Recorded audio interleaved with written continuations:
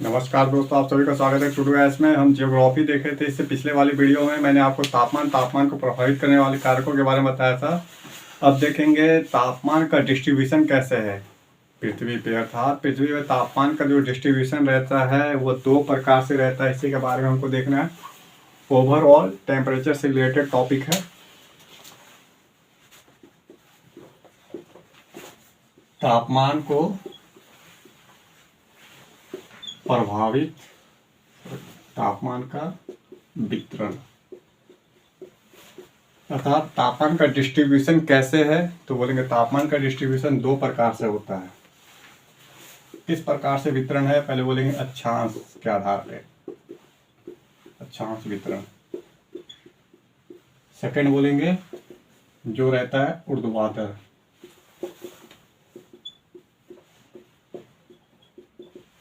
अक्षांश वितरण का मतलब है क्षैतिज वितरण।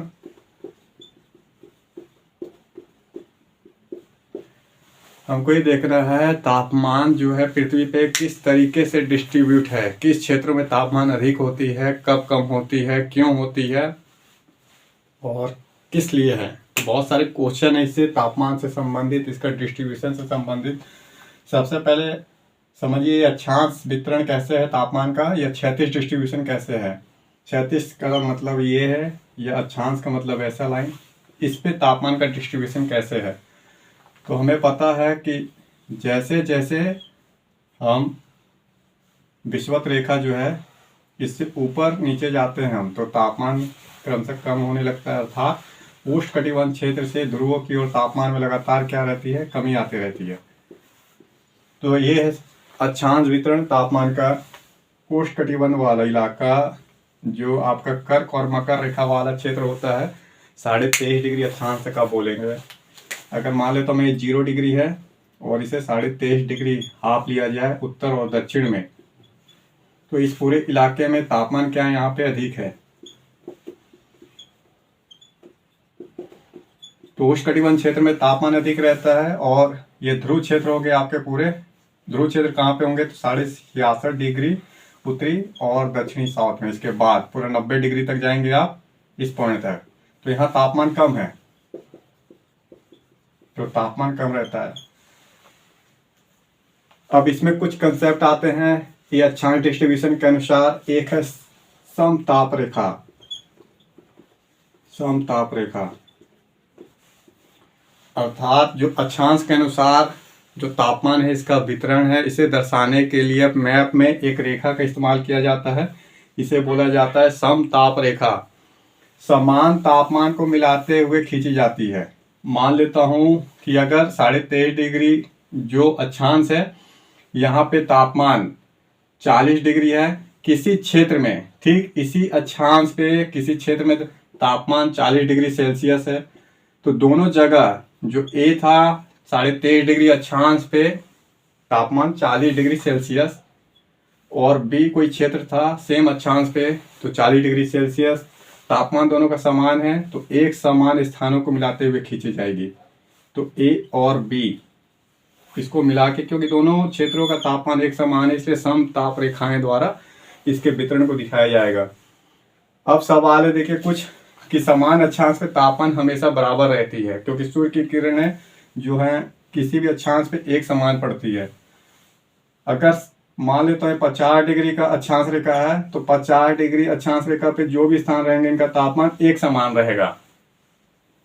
इसी तरीके से अगर 23 डिग्री मान लेता हूं ये आपका 30 डिग्री का अक्षांश है, तो इस रेखा पे तापमान समान रहेंगे। तो समताप रेखा क्या बोलेंगे, समान तापमान वाले स्थानों को मिलाते हुए खींची गई एक रेखा, काल्पनिक रेखा जो अक्षांश के अनुसार होती है, समताप रेखाएं कहलाती है। अब देखिए उत्तरी गोलार्ध दक्षिणी गोलार्ध दोनों में समताप रेखाओं में अंतर है। उत्तरी गोलार्ध और दक्षिणी गोलार्ध,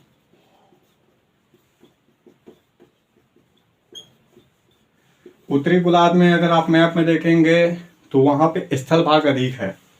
उत्तरी गोलार्ध में स्थल अधिक है, और दक्षिण गोलार्ध में अगर मैप में देखेंगे आप समुद्र अधिक अर्थात पानी अधिक है। दक्षिण गोलार्ध में अगर आप मैप देखेंगे तो वहां आपको लैंड कम दिखाई देंगे, अधिक डोमिनेंस प्रभाव किसका, समुद्र का, जल अधिक दिखाई देंगे। और उत्तरी गोलार्ध को आप देखेंगे तो स्थल भाग अधिक दिखाई देंगे वहां पे। तो समताप रेखा जो समान तापमान वाले स्थानों को मिलाते हुए खींची जाती है। उत्तरी गोलार्ध में स्थल अधिक है, स्थल और जल में, जो स्थल और जल है इन दोनों के तापमान में अंतर होने के कारण जो समताप रेखाएं रहती है वह उत्तरी गोलार्ध में अधिक असमान रहती है, अर्थात समताप रेखा सीधी न रह के थोड़ा सा वक्राकार रूप धारण करेगी, या ऐसे आके ऐसे मुड़ जाएगी या फिर ऐसे मुड़ जाएगी। लेकिन दक्षिण गोलार्ध में समुद्र अधिक है और जल हमेशा एक समान तापमान ही ऑलमोस्ट सभी जगह रहते हैं जल के, क्योंकि देर से गर्म होता है जल, देर से ही ठंडा होता है। तो यहाँ पे समताप रेखाएं सीधी रहती है दक्षिणी गोलार्ध में। आपको बोलना है दक्षिणी गोलार्ध में समताप रेखा ऑलमोस्ट सीधी रहती है और उत्तरी गोलार्ध में जो समताप रेखा है थोड़ा सा विषमता अधिक रहता है, अर्थात सीधी न रह के थोड़ा सा मुड़ जाती है। कारण क्या बोलेंगे तो उत्तरी गोलार्ध में स्थल भाग अधिक है और साथ साथ जल भी है, तो स्थल और जल दोनों के तापमान में अंतर होने के कारण समताप रेखाओं में थोड़ा सा वितरण में, डिस्ट्रीब्यूशन में जो भी है अंतर आता है। पुनः समताप रेखाओं को हम देख रहे हैं। देखिए समताप रेखा, अगर दो समताप रेखाएं पास पास रहे, अगर दो समताप रेखाएं पास पास रहती है तो बोलेंगे ताप प्रवणता अधिक है, अर्थात ताप में अधिक अंतर आएगा। एक समताप रेखा ए है मान लेते हैं, दूसरा समताप रेखा बी है। अगर ये दोनों पास पास हैं तो बोलेंगे ताप प्रवणता एक शब्द है, तापमान में अंतर अधिक होगा। एक समताप रेखा ए है, दूसरा समताप रेखा बी है। अगर ये दूर दूर है तो ताप प्रवणता, अगर दूर दूर है तो ताप प्रवणता क्या रहेगा, कम होगा।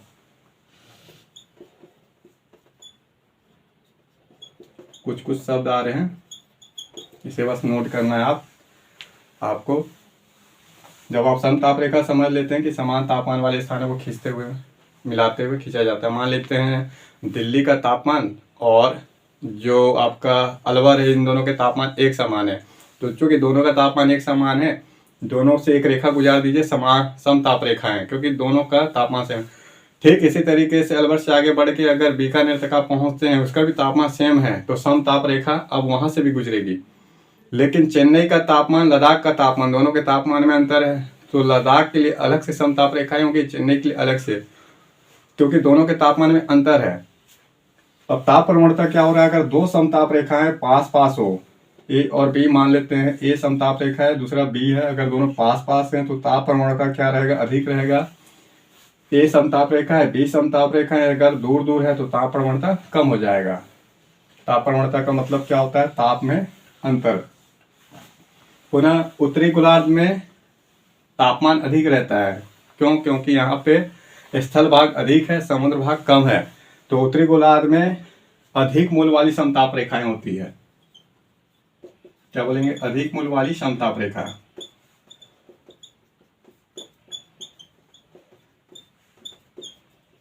और दक्षिणी गोलार्ध में क्या है, कम मूल वाली समताप रेखाएं होंगी।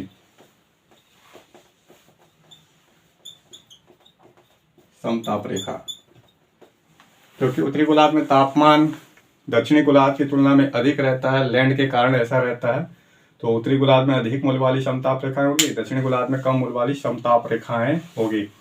तो अक्षांश के अनुसार तापमान का डिस्ट्रीब्यूशन है, वो मध्य रेखा से ध्रुवों की ओर जाने में तापमान कम होता है, अर्थात उष्णकटिबंध क्षेत्र से शीतोष्ण कटिबंध और शीत क्षेत्र की ओर जाएंगे तापमान कम रहता है।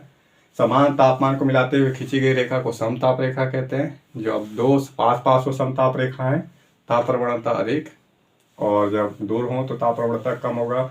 उत्तरी गोलार्ध में लैंड अधिक है, स्थल अधिक है। दक्षिणी गोलार्ध में क्या है, आपका जल की मात्रा अधिक है, जल देर से गर्म होते हैं, देर से ठंडा रहते हैं, वहां पे समताप रेखाएं लगभग सीधी रहती है। तो ये है आपका अक्षांश डिस्ट्रीब्यूशन के अनुसार।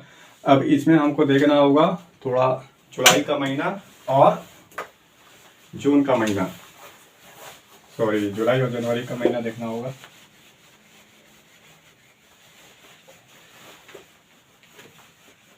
क्षैतिज डिस्ट्रीब्यूशन के अंदर भी और डिस्ट्रीब्यूशन थोड़ा सा बढ़ते हैं हम।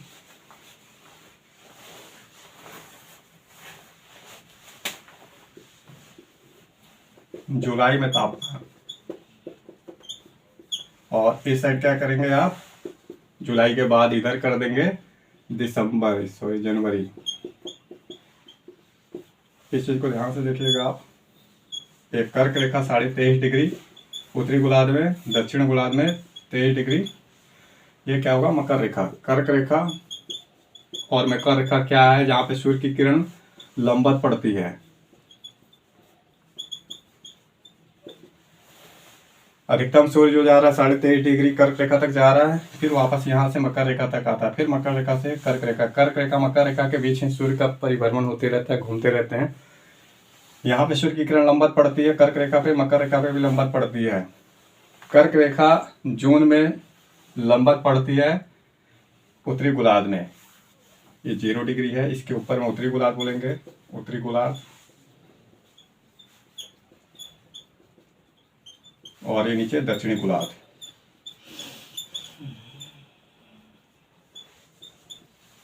क्या बोलना है आपको, देखिए जून में जो है कर्क रेखा पे सूर्य की किरण लंबवत पड़ती है, कर्क रेखा पे लंबवत पड़ती है, क्या चीज बोलेंगे, सूर्य की किरण। तो जून में सूर्य की किरण कर्क रेखा पे सीधी पड़ रही है, यहाँ तापमान अधिक होना चाहिए था, जून के महीने में तापमान अधिक होना चाहिए। पर जून के महीने में तापमान अधिक नहीं रहता है, क्योंकि पृथ्वी क्या है, उसको गर्म होने में ठंडा होने में समय लगते हैं। तो अधिकतम तापमान आपका कब मिलता है, जुलाई में मिलता है, जुलाई में अधिकतम तापमान मिलेगा आपको। ये कब मिलेगा आपको, उत्तरी गोलार्ध में, जो उत्तरी गोलार्ध है जुलाई में अधिकतम तापमान मिलेगा। मिलना चाहिए था जून में, लेकिन पृथ्वी देर से क्या हो रही है, गर्म होती है, देर से ही ठंडी होती है। तो जून में जो गर्म हो रही थी पृथ्वी एक्चुअली में जो ऊष्मा था वो गर्म करने में जुलाई में चला जाता है, और रिजल्ट ये रहता है कि जुलाई में अधिकतम तापमान। ठीक इसी तरीके से मकर रेखा पे सूर्य की किरण दिसंबर में लंबवत पड़ती है, क्या बोलेंगे, दिसंबर में लंबवत पड़ती है सूर्य की किरण। तो तापमान दिसंबर में अधिक होना चाहिए था दक्षिण गोलार्ध में, इस गोलार्ध में, पर होता कब है, जनवरी में, क्योंकि पृथ्वी को ठंडा होने में भी समय लगता है, तो लगभग 1 महीने का समय ले लेता है पृथ्वी ठंडा होने में। इस तरीके से जनवरी में दक्षिणी गोलार्ध में तापमान अधिक रहता है और उत्तरी गोलार्ध में ठंडे का महीना रहता है। जब उत्तरी गोलार्ध में तापमान अधिक होगा, दक्षिणी गोलार्ध में तापमान कम होते हैं। जब दक्षिण गोलार्ध में तापमान कम होगा, उत्तरी गोलार्ध में तापमान अधिक रहेगा। यहाँ पे कर्क रेखा पर जब सूर्य की किरण पड़ती है तो मकर रेखा वाला स्थान पे ठंडा होगा, जब मकर रेखा गर्म होगा तो कर्क रेखा क्या होगा, आपका उल्टा करना है कुल मिला के इन दोनों में रिलेशन, और 1 महीना आपको ऐसे दिखाना है ठंडा होने में। तो जुलाई में पृथ्वी के उत्तरी गोलार्ध में स्थल भाग अधिक है, स्थल अधिक गर्म होगा, जल भाग कम गर्म होगा। अगर उत्तरी गोलार्ध में भी 2 पोर्शन हो जाएंगे आपके, एक है जल वाला भाग और एक भाग है स्थल वाला भाग। तो स्थल वाला भाग उत्तरी गोलार्ध में जब गर्म वाला महीना रहेगा, अर्थात जुलाई वाला महीना, देखिए जुलाई वाला महीना, ठीक है, स्थल भाग अधिक गर्म होगा, क्योंकि स्थल तुरंत गर्म हो जाते हैं, तुरंत गर्म होंगे, तुरंत ठंडे होते हैं। लेकिन जल क्या देर से ही ठंडा होता है, देर से गर्म होगा, क्योंकि जल की विशिष्ट ऊष्मा अधिक है। अब जनवरी में उल्टा कर दीजिए, तो यहाँ उत्तरी गोलार्ध ना लेके दक्षिण गोलार्ध कर लीजिए। दक्षिण गोलार्ध में जल भाग अधिक है, स्थल भाग कम है, उल्टा है दक्षिण गोलार्ध में।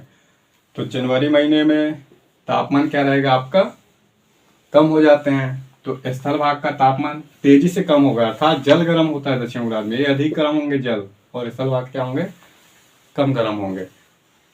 तो इस तरीके से आपको एक अक्षांश के अनुसार डिस्ट्रीब्यूशन थोड़ा सा दिखाना होगा आपको। अब बात करेंगे हम ऊर्ध्वाधर वितरण का। अगर ऊपर की ओर है तो आप क्षैतिज की ओर जा रहे थे, कर्क रेखा, मकर रेखा, उत्तरी गोलार्ध, दक्षिण गोलार्ध।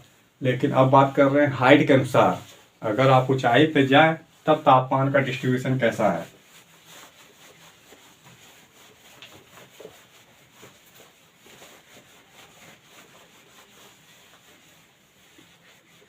तो तो ऊर्ध्वाधर वितरण से पहले कुछ फैक्ट नोट कर लीजिए।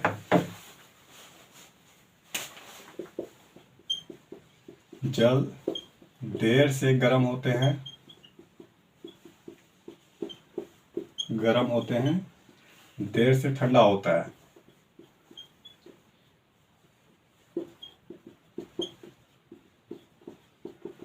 क्या बोल रहा है? देर से गर्म, देर से ठंडा जल। इसका उल्टा करना है, स्थल शीघ्र ही गर्म और शीघ्र ही ठंडा। थर्ड नंबर पे क्या बोलेंगे? उत्तरी गोलार्ध में स्थल अधिक है, जल कम।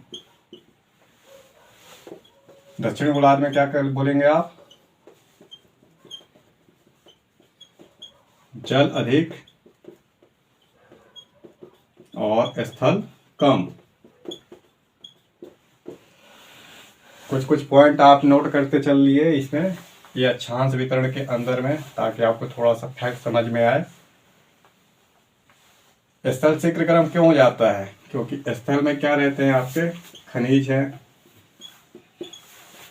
चट्टानें, मृदा, ये शीघ्र गर्म हो जाते हैं। और जल में अधिक गहराई तक, आपको इसके लिए पहले वाला वीडियो देखना होगा, तापमान। तो बस इतना समझिए कि खनिज अधिक है इसमें, या चट्टानें ठोस रूप में तुरंत गर्म हो जाते हैं। फिर है समताप रेखा। इसको मैंने डिफाइन किया, समताप रेखा क्या होती है, और ताप प्रवणता,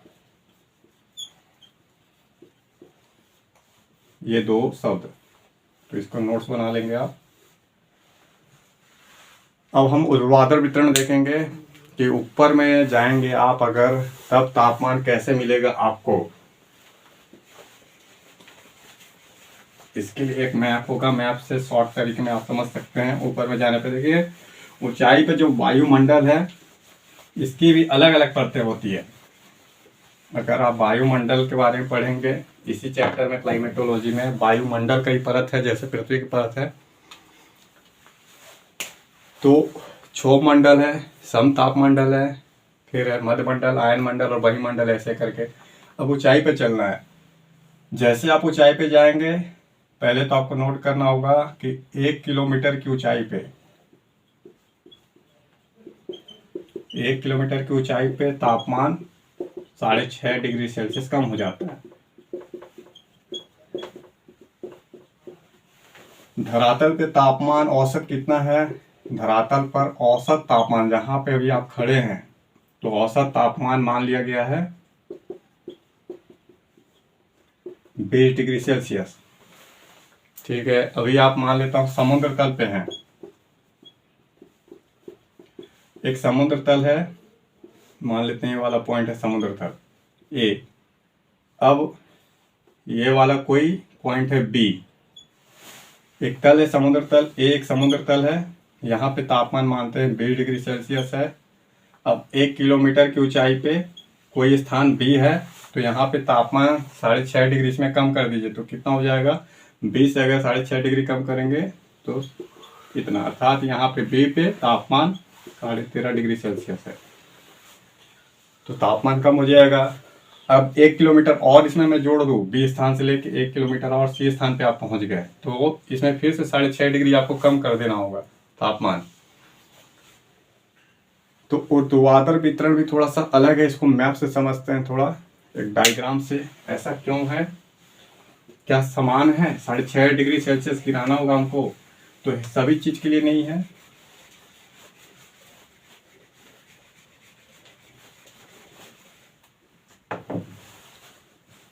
अब एक कैसे लीजिए, क्षोभ मंडल, क्षोभ मंडल वायुमंडल का पहला परत है क्षोभ मंडल। बोलेंगे क्षोभ मंडल में ऊंचाई पे जाने पे तापमान कम हो जाता है, 1 किलोमीटर पे 6.5 डिग्री सेल्सियस कम हो जाता है। पहले इस फैक्ट को नोट कर लेंगे। जैसे आप 0 से मान लेता हूँ कोई ऊंचाई पे आए थे आप, यहाँ पे आके आप 20 किलोमीटर की हाइट तक आए, फिर यहाँ पे अचानक से फिर एक तापमान बढ़ेगा आपको। क्षोभ मंडल के बाद दिखाई देगा सम तापमंडल। समतापमंडल में आपको तापमान बढ़ता हुआ दिखाई देगा। क्यों बढ़ेगा समतापमंडल में? तो इसका कारण देखिए, ये कम हो रहा है, अर्थात इस साइड जो आप जा रहे हैं ये दिखा रहा है तापमान, और इस साइड आपको दिखाएगा ऊंचाई। एक्स एक्सिस वाई एक्सिस है, ये एक्स है ये वाई है।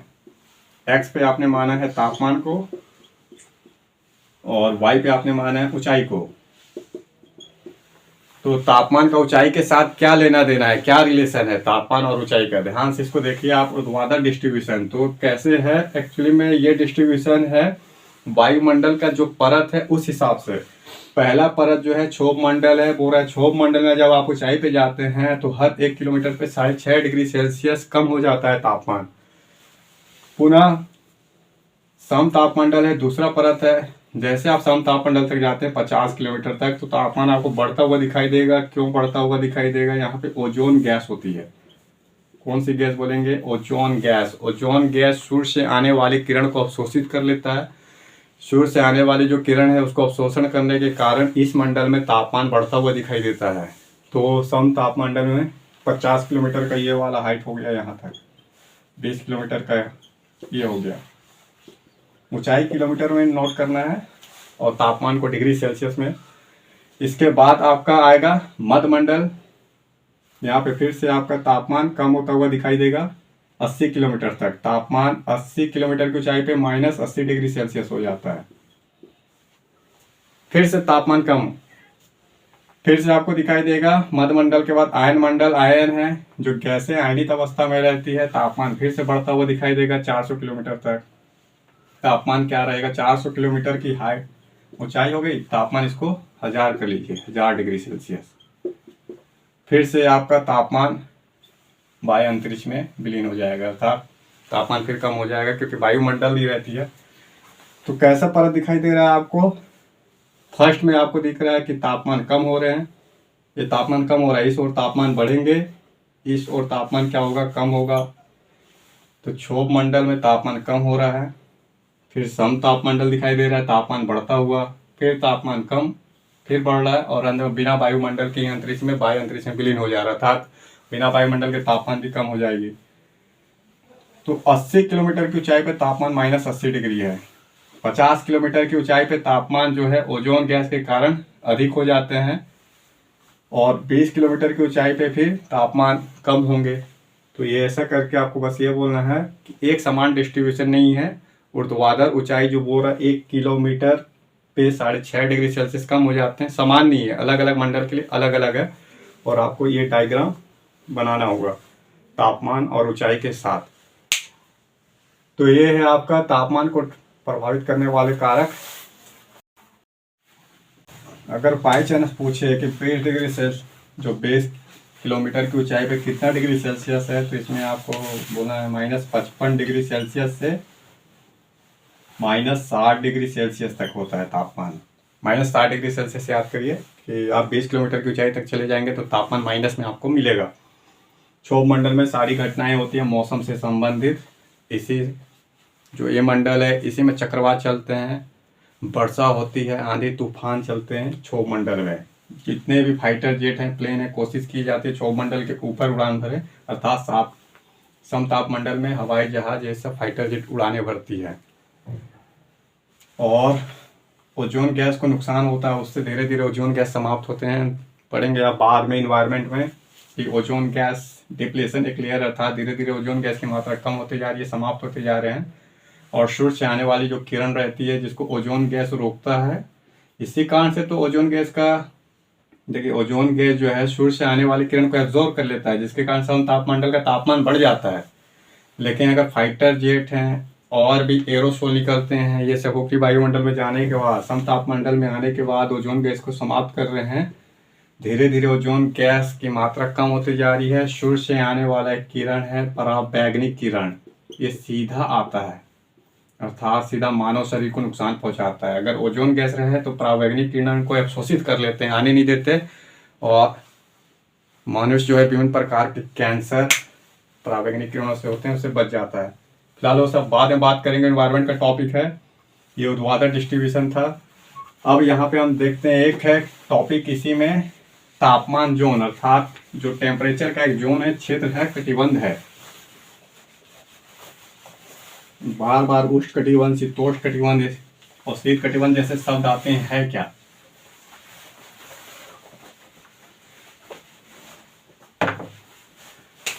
क्या बोलेंगे?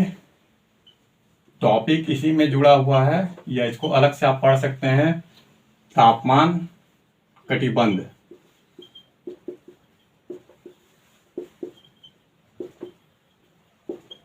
टेम्परेचर जोन, एक जोन एक क्षेत्र है। जोन मतलब क्या होता है? एक क्षेत्र। तो कौन सा क्षेत्र कहाँ पे है? कुल मिला के आपको 3 जोन का याद करना है। 3 जोन कौन कौन से याद करेंगे? उष्ण कटिबंध,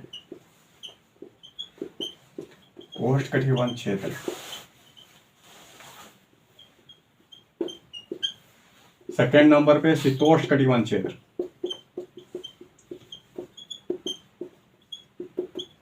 और फिर शीत कटिबंध। ऐसे करके नाम पढ़ेंगे आप। 3 जोन है, लेकिन कई के अनुसार 4 जोन होते हैं।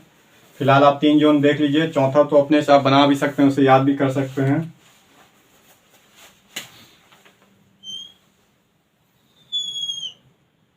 जो पृथ्वी है, पृथ्वी में तापमान, तापमान का जो बेल्ट है वो 3 प्रकार से बेल्ट है, क्षेत्र है, जोन है, कटिबंध है, कुछ भी नाम बोलिए आप। सबसे पहले करना है भूमध्य रेखा बनाना है। भूमध्य रेखा क्या होती है? 0 डिग्री अक्षांश को इक्वेटर लाइन कहते हैं, भूमध्य रेखा। फिर बोलेंगे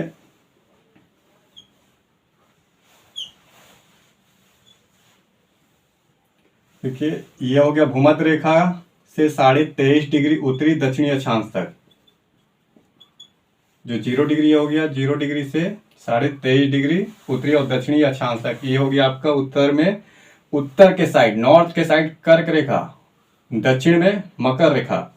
फिर एक और लाइन बनाएंगे आप, उत्तर दक्षिण में 66.5 डिग्री, इसे बोलेंगे उत्तरी ध्रुव वृत्त, उत्तरी ध्रुव वृत्त।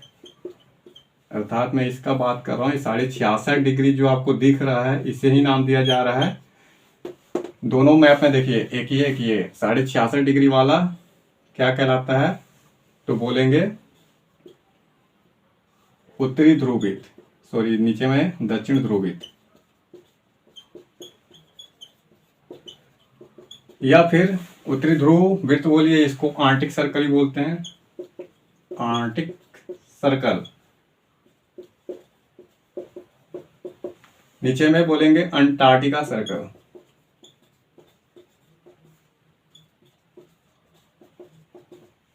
नाम में कंफ्यूजन मत करिएगा। फिर से एक बार देखिए, 23.5 डिग्री ये वाला पूरा इलाका, कर्क रेखा से मकर रेखा, पूरा ये उष्ण कटिबंध। उत्तरी गोलार्ध, दक्षिणी गोलार्ध दोनों में उष्ण कटिबंध। 12 महीना तापमान अधिक, सूर्य की किरण लंबवत पड़ती है।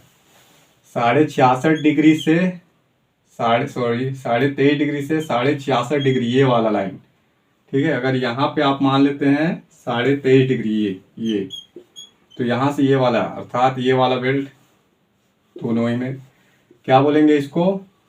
तो बोलेंगे शीतोष्ण क्षेत्र। शीत भी और गर्म भी, 6 महीना ठंडा, 6 महीना गर्म, 6 महीना सूर्य की किरण पड़ेगी, 6 महीना सूर्य की किरण नहीं पड़ेगी। अर्थात 6 महीना ठंडी होंगे, 6 महीना गर्म होंगे, दोनों ही जगह। ये जो आपका था 23.5 डिग्री से 66.5 डिग्री तक। फिर से देखिए, जो 66.5 डिग्री वाला एक लाइन खींचा जा रहा है, ये वाला लाइन, उत्तरी गोलार्ध दक्षिणी गोलार्ध में, ये वाला लाइन। और ये, या तो आप इसको बोल रहे हैं उत्तरी ध्रुव वृत्त, या तो आर्कटिक सर्कल। क्यों आर्कटिक? क्योंकि इसके उस साइड में आर्कटिक स्टार्ट हो जाता है, एक आर्कटिक क्षेत्र है जिसमें ग्रीनलैंड आपको दिखाई देगा, या फिर नार्डिक कंट्री या साइबेरिया वाला बेल्ट, या कनाडा का पोर्शन, आर्कटिक सर्किल। 66.5 डिग्री के ऊपर 12 महीना ठंडा पड़ता है। जो गर्मी रहते हैं यहाँ पे, गर्मी में भी तापमान माइनस में रहता है, नाम भर के लिए गर्मी है। फॉर एग्जाम्पल के लिए अगर मैं आपसे बोलूँ -70 डिग्री सेल्सियस और -20 डिग्री सेल्सियस, तापमान किसका अधिक है? ये वाला तापमान अधिक है -20 डिग्री। लेकिन -20 डिग्री पे तो हमारे लिए, जैसे जो दिल्ली इलाके में रह रहा है या फिर आपका दक्षिण भारत में रह रहा है, उसके लिए तो तापमान माइनस में है। ये 0 डिग्री के बाद ही जो पानी रहता है बर्फ बन जाता है। 0 डिग्री सेल्सियस पे पानी बर्फ बन जाता है और -20 डिग्री सेल्सियस में। लेकिन आर्कटिक सर्कल में तापमान में कैसे अंतर आ रहा है? -70 डिग्री जा रहे हैं और -20 डिग्री। अर्थात जब गर्मी भी पड़ता है तब भी तापमान माइनस में रहता है, वहां पे बर्फ छाए रहते हैं। ठीक इसी तरीके से आर्कटिक सर्कल है दक्षिण में। ये तो उत्तरी गोलार्ध की बात थी। आर्कटिक सर्कल अंटार्कटिका स्टार्ट हो जाता है। अंटार्कटिका एक महाद्वीप है 66.5 डिग्री के नीचे, या तो आप बोल रहे हैं दक्षिणी ध्रुव वृत्त। तो इसका मतलब है इसके इस साइड में पूरा इलाका ध्रुव हो गया, तो बोलेंगे ध्रुव प्रदेश। जो आपको दिख रहा है शीत कटिबंध, या ध्रुव प्रदेश। तो क्या हुआ? उष्ण कटिबंध, शीतोष्ण कटिबंध और शीत कटिबंध, 3 कटिबंध हो गए। और ये सर्कल के हिसाब से हुआ 23.5 डिग्री उत्तरी गोलार्ध, दक्षिणी गोलार्ध 66.5 डिग्री उत्तरी गोलार्ध, दक्षिणी गोलार्ध। अब नाम है, ये तो पहले आपको मैं बार बार बताया 2-3 वीडियो में लगातार, कर्क रेखा, मकर रेखा 23.5 डिग्री। लेकिन ये वाला नया लाइन, इसको नोट कर लीजिएगा। 2 नाम है, आर्कटिक सर्कल या उत्तरी ध्रुवी, अंटार्कटिका सर्कल या दक्षिण ध्रुवी। अब कुछ विद्वानों के अनुसार देखिए, इस वाले बेल्ट में जो शीतोष्ण कटिबंध है, इसमें 2 तरीके के नाम आते हैं। नोट करिएगा आप इसको।